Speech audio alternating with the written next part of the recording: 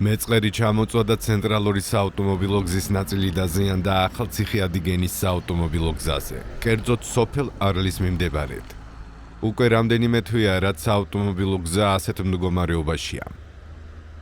როგორც კადრებში ხედავთ, მეწყრის შედეგად ფერდობი ჩამოიშალა, რამაც სამანქანო გზის ნაწილიც მიიღოლა.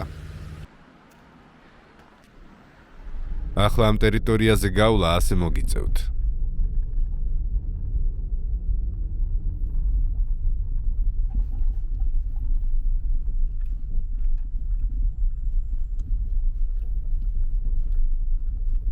პრობლემის შესახებ ინფორმაცია აქვს ადიგენის მერიაში. მერის გოჩა ქიმაძის თქმით, გზა საავტომობილო გზების დეპარტამენტს ეკუთვნის.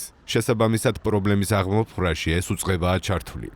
მისივე ინფორმაციით მიმდინარეობს პროექტირება, დაგეგმილია როგორც გზის მოწესრიგება, ასევე ფერდობის გამაგრება. გოჩა ქიმაძე გვეუბნება, რომ დეპარტამენტის დაკვეთით ტერიტორია გეოლოგებმა შეისწავლეს და დასკვნაც მოამზადეს. იმავეს გვიდასტურებენ საავტომობილო გზების დეპარტამენტში, თუმცა რა წერია დასკვნაში არ გვეუბნებიან. ჩვენთვის უცნობია რა ვადებში მოაწესრიგებენ ტერიტორიას და როდიდან გახდება მონაკვეთი გადაადგილებისთვის უსაფრთხო. ამასთან დაკავშირებით შემიძლია გითხრათ, საქმის კურსში ვარ ნამდვილად, რა თქმა უნდა, თავიდან ბოლომდის.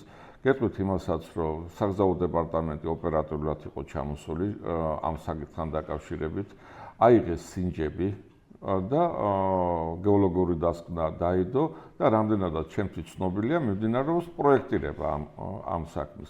თქვენ ახსენეთ მის დაბლა ფერდობი. ეს ბუნებრივია, ერთ პროექტის ფარგლებში განხორციელდება და ორივე პრობლემა მოიხსნება ერთი პროექტის ფარგლებში. ეს არ არის ერთადერთი ტერიტორია ადიგენის მუნიციპალიტეტში, სადაც მეწყერმა პრობლემები შექმნა. იგივე ვითარებაა სოფელ უდეშიც. ეგრეთ წოდებულ პირდაპირების დასახლებაში მეწყერი 1 წლის წინ ჩამოწვა. შედეგად 30-ზე მეტი საცხოვრებელი სახლი დააზიანა და რამდენიმე ოჯახის საცხოვრებლის შეცვლა გამოიწვია. როგორც ადგილობრივები გვეუბნებიან, პროცესი ახლაც გრძელდება. ადიგენის მერი გოჩა ქიმაძე ამბობს, რომ გუშინ მიიღეს გეოლოგიური დასკვნა, რომლის მიხედვითაც კიდევ 3 ოჯახი ექვემდებარება განსახლებას. მისივე თქმით, დაზარალებულებს ქირით გაყვანას შესთავაზებენ. კონკრეტულად რამდენი ოჯახი გახდა იძულებული საცხოვრებელი შეეცვალა. ადიგენის მერიაში ინფორმაციის მისაღებად საჯარო ინფორმაციის გამოთხოვა შემოგთავაზეს. ჩვენ მათგან ინფორმაცია უკვე გამოვითხოვეთ. ყველა მოსახლე, რომელიც საჭიროებდა განსახლებას, ყველა მიიღო კომპენსაცია. სამწუხაროდ ამით ეს არ დამთავრდა, აი დღეს შემოგვივიდა კიდევ გეოლოგიური დასკვნა, 3 ოჯახი ისევ ექვემდებარება სხვა დარჩენილი ოჯახების შემდეგ განსახლებას და ჩვენ დღესვე ვაპირებთ მათთან შეხვედრას ამ ოჯახებთან, შევთავაზებთ, რომ ისინი ქირით გავიყვანოთ.